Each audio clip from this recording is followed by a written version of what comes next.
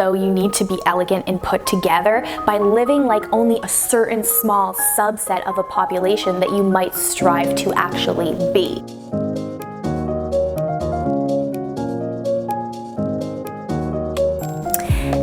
Hello, lovely feminine women. Welcome back to the channel. Thank you so much for being here. Every time that you hit the like button and leave me a comment down below, my heart truly smiles. I'm also grateful for all of you who have followed me on my other social media handles. You can find a link to that in the description box.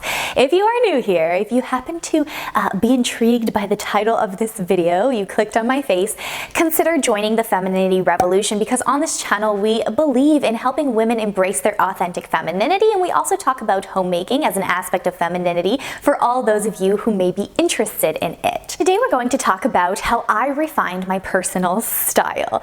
This is going to be different for every single woman listening to this video because you are all individuals and femininity might mean something different to you. This video serves as inspiration to give you insight into my journey and the little tweaks that I made along the way to actually adopt a style that felt comfortable to me. This does segue into my first point where I'm going to discuss femininity archetypes. I made a video about certain femininity archetypes that are kind of common in our community. I'm going to link it above as well as down below, and I highly suggest that you do some introspection when it comes to femininity. What kind of archetype or personality best suits you? Not everybody is going to be the same feminine woman as everybody else. Before adopting and tweaking my personal style, I had to come to terms with the fact that I adopt more of a classic feminine archetype. I have more classic feminine style. I am also sort of drawn to traditional femininity, but it doesn't suit my lifestyle as much as the classic feminine archetype. There's a big difference between the type of style that you might be attracted to and might seem nice in your eyes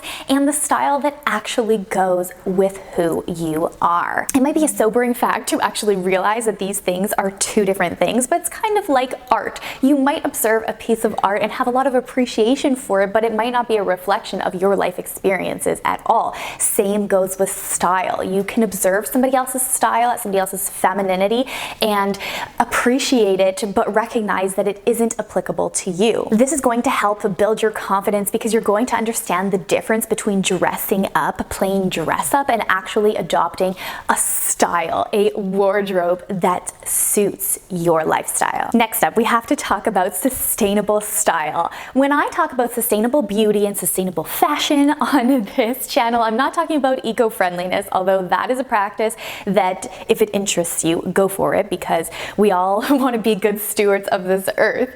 But what I am referring to more so is actually adopting a wardrobe and a beauty routine that will fit you. It might be attractive to have so many accessories or a 12-step skincare routine or an elaborate beauty plan with many products.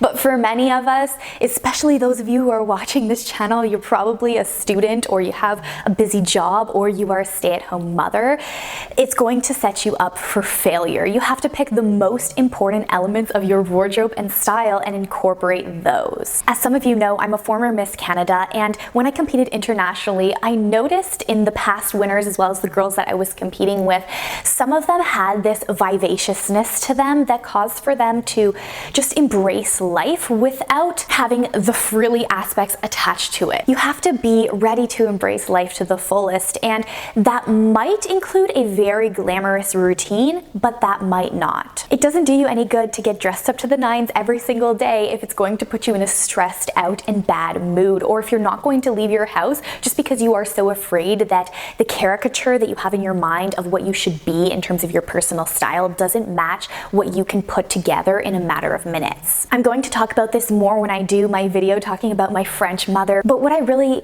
learned from French women was that they have this type of effortless style where they focus on skincare as well as smelling pleasant, and they have only a few accessories that they carry with them. Usually a scarf, some cute ballet flats, and a tote bag. They do know how to get themselves all dolled up for a special occasion, but it isn't a part of their everyday wardrobe. They know how to keep that separate, and they know how to remain sustainable in their everyday living. Next up, let's talk about balance. I have referred to the kibby body shapes before. That's kind of an extensive process of knowing the symmetry in your body, in your face, as well as like the rest of your body. But to boil it down, you can just stick to the basic body shapes. Like, are you a pear-shaped woman? Are you a inverted triangle? Those kinds of things. You have like a square body. Once you know that, you will better be able to implement practices of balance when it comes to your attire. For me, my focal point needs to be my waist. So that really helped me streamline my personal style, because I go for dresses that are tighter at the waist, or if I'm going to wear pants, they need to be more high-rise, and I need to incorporate a little bit more balance in the top because I have a bigger lower half. My bigger bottom ladies out there, you understand the struggle of finding pants and remaining a little bit more balanced, but putting more frilly details above or a boxier, more masculine top to balance out a feminine body is something that I often do. And there's also a forgotten aspect of feminine style that deals with your feminine actual bone structure. There are certain parts that are more pronounced for some of us, perhaps your collarbone, your wrists. I talked about this in my How to Be Dainty video, but you can play those things up if you are wearing more of a masculine attire for that day by perhaps choosing a boat neck that's going to expose your neck. You kind of get the picture. Balance, balance. Look at your outfits, look at your wardrobe, and tell yourself, do you have enough balance for your body shape as well as your femininity? Now, to get into the nitty-gritty details of how I have adopted and refined my own feminine style with some examples, I'm first going to start off by talking about the fact that I wear more skirts and dresses. This goes along with what I just said about really refining and accenting my waist to create balance, but it also helps me feel more feminine. There's something about putting on a dress, even if it is a casual dress, that helps me feel more put together and dressed up. And since I am a housewife and I spend a lot of my time at home, this gives me a greater sense of purpose and confidence, and it also helps me include a little bit of je ne sais quoi when it comes to interacting with my husband. For accessories, I have determined my go-to accessories. This also goes back to my point talking about simplicity, like French women who have a few key accessories that define their personal style that they're able to just grab and go and not look like they have to get dressed up every single day as a certain caricature.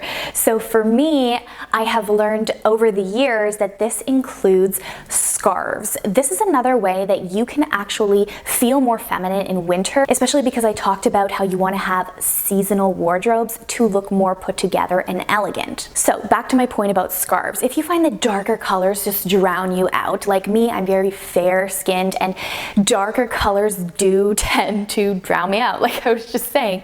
So how I remedy that is, especially if I'm going to wear a complete dark outfit, I will wear a scarf that is of a lighter color to kind of illuminate my face. Likewise, I used to be very addicted to buying designer handbags, and I realized that was a waste of money for me and it wasn't something that I enjoyed doing. If you like doing it, I support you. That is a hobby for you, but for me it didn't work for my lifestyle. Moving on.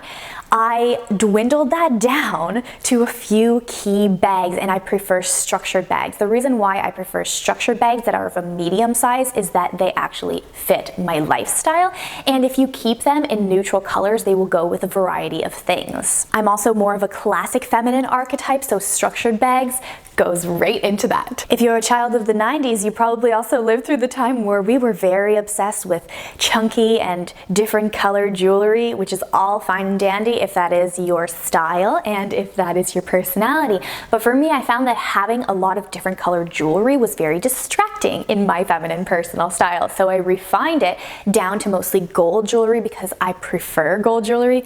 I'm saying that as I'm wearing a silver bracelet, but I also have a few silver pieces that would go with like lighter toned clothing when I do wear them. Also, I'm a former pageant girl, so I like heels. I've learned how to walk in heels.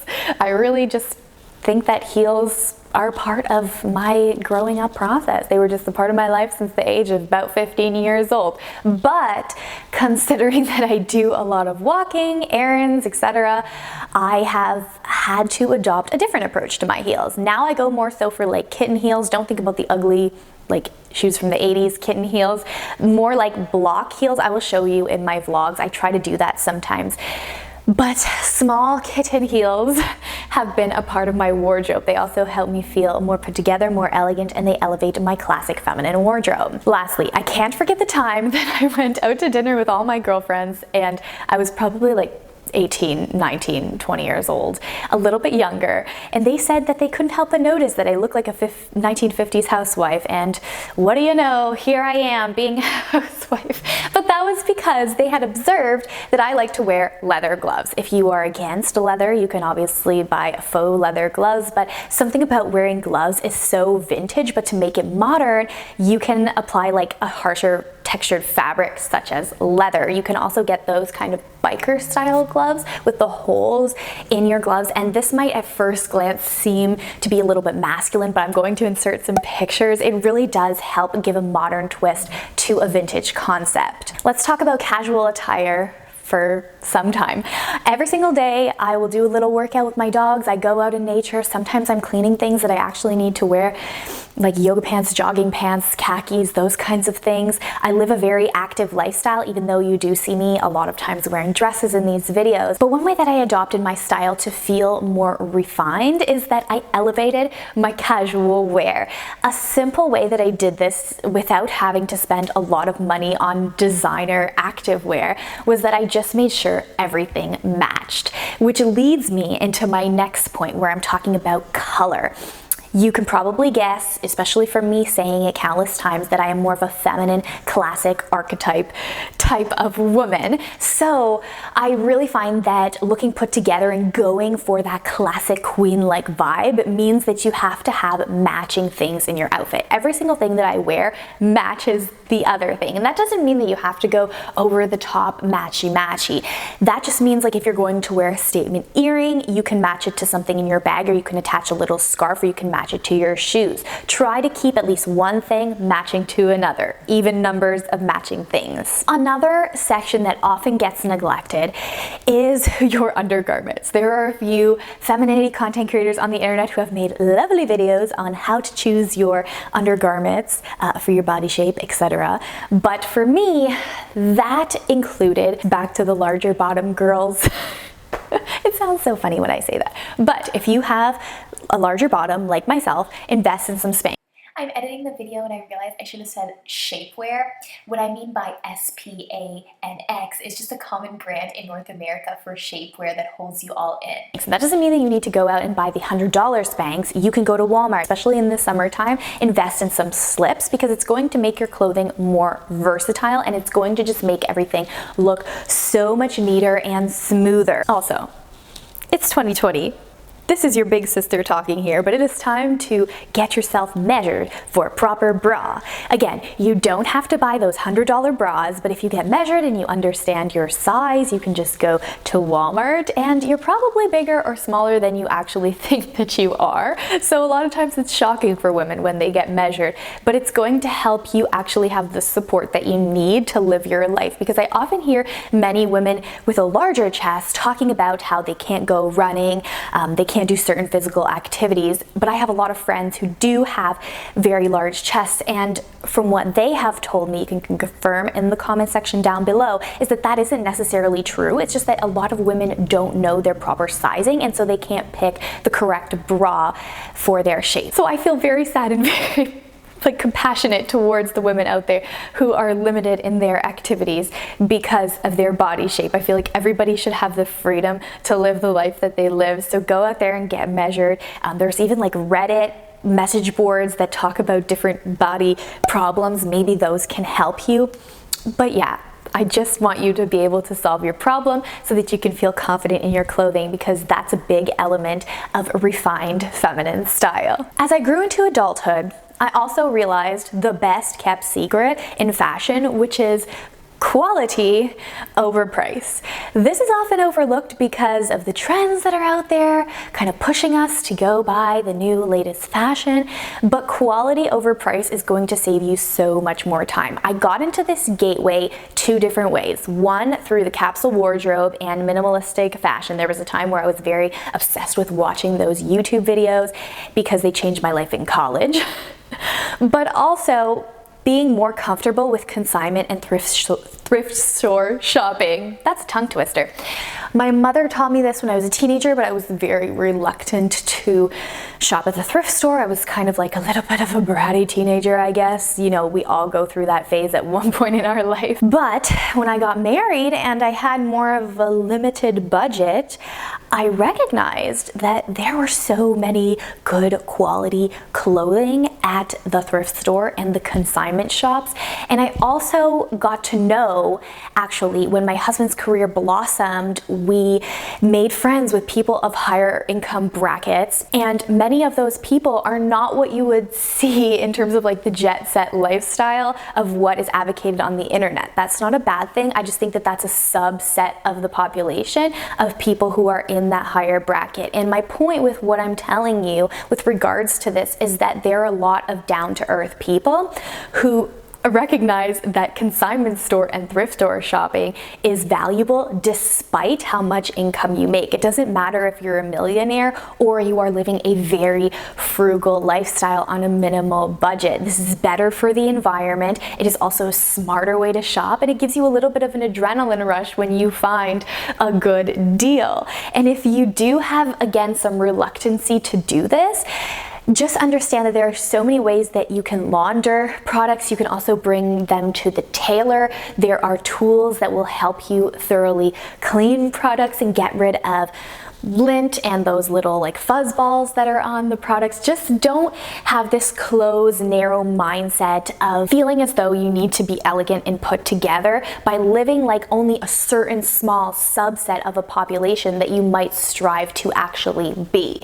I hope that makes sense. Those are all the things I wanted to touch on today, and if you haven't liked the video yet, I encourage you to please do so because it helps reach other women and it truly does help push forward the message of the femininity revolution. I would also love to know in the comment section down below how you refined your personal feminine style, how you are doing so, or perhaps some of the pitfalls that came along the way, some of the lessons that you learned. Anything that is positive, I welcome it on this channel. I love engaging with all of you. I appreciate you all, and I'm sending you so much love, lovely feminine women. I will see you in the next video. Bye-bye.